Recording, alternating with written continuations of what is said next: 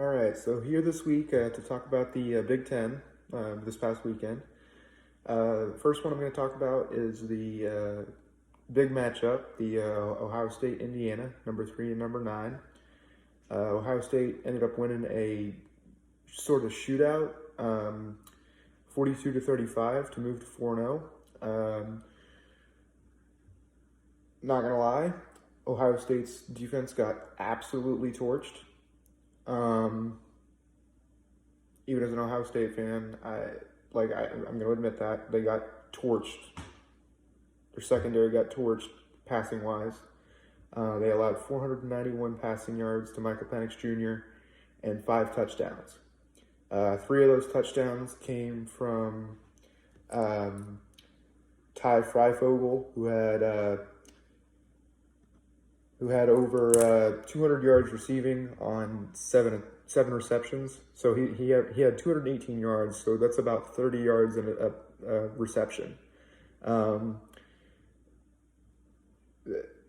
That's kind of worrisome for an Ohio State fan like me. The fact that we're allowing 218 yards to somebody's not good. But I think they'll figure that out. I mean, this was a top 10 matchup, so you're going to have a shootout most of the time. Rushing wise, though, it was a little bit different.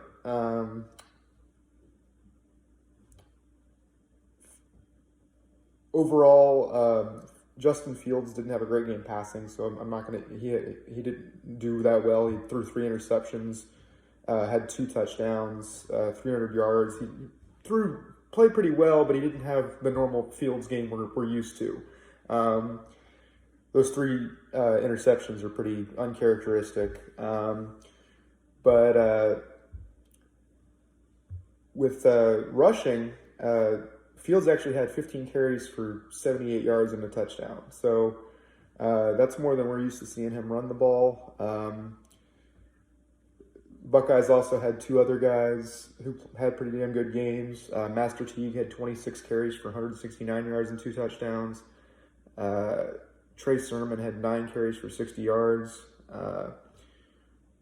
The dynamic duo of our wide receivers, Garrett Wilson and Chris Olave, had combined for 15 receptions for 270 yards and 2 touchdowns. Something that's concerning for me, Buckeyes were up 42-21 at one point in this game, and they ended up winning 42-35. Blowing a lead like that's not going to do you very well later in the season. So they need to figure out a way to try and fix that, try and hold the lead and not get torched passing wise. I don't know what the secondary needs to do, but they need to find something to do to fix that to make sure it doesn't happen again. Now another big one, Michigan at Rutgers. I know I've talked a lot about Michigan and their struggles this season. This one was another struggle. Went to double overtime. Michigan ended up winning 48-42. Cade McNamara Jim Harbaugh finally put him in at starter.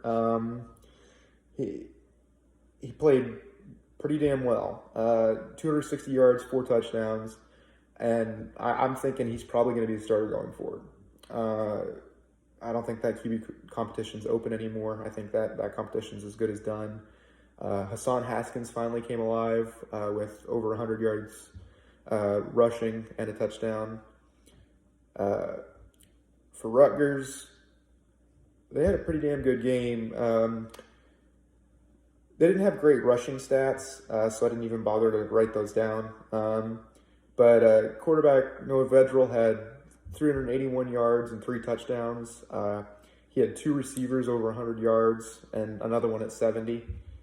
So, and all 3 of those guys had 7 receptions each. It was Shameen Jones had 7 for 127. Bo Melton had 7 for 109, and Aaron Cruikshank had 7 for 70. So, I mean, Rutgers, obviously we know they're not a great football team, but seems like Greg Schiano has something going. It looks like they're headed in a good direction. We'll see what that takes them over the next few years, but right now they're still kind of in the dumps of the Big Ten.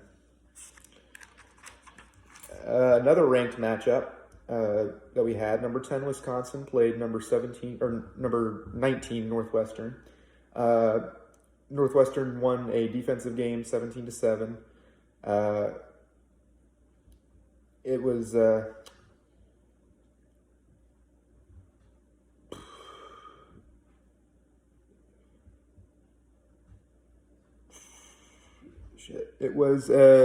Peyton Ramsey had 203 yards for 2 touchdowns.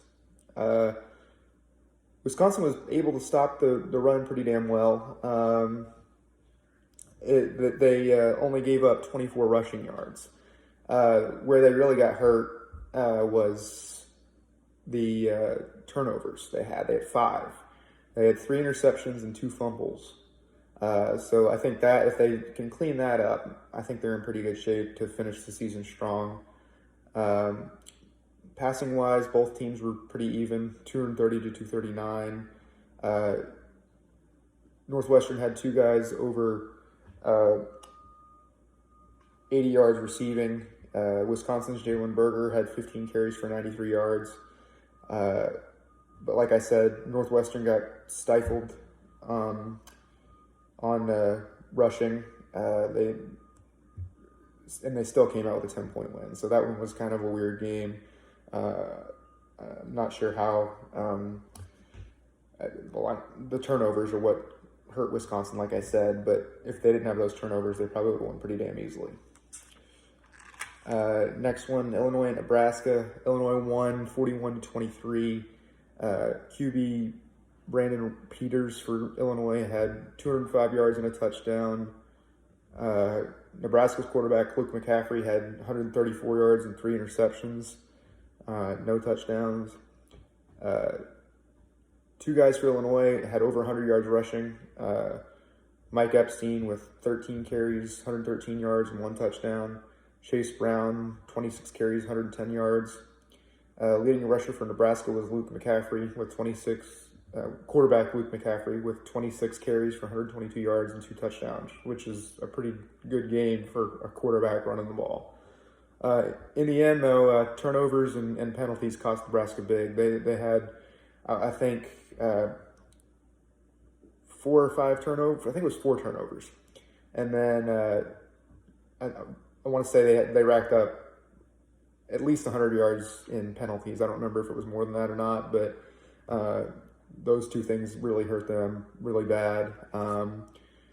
So on to the next one. Iowa at Penn State. Iowa ended up winning 41-21. Penn State's still down in the dumps this year for whatever reason. Iowa had a pretty balanced attack.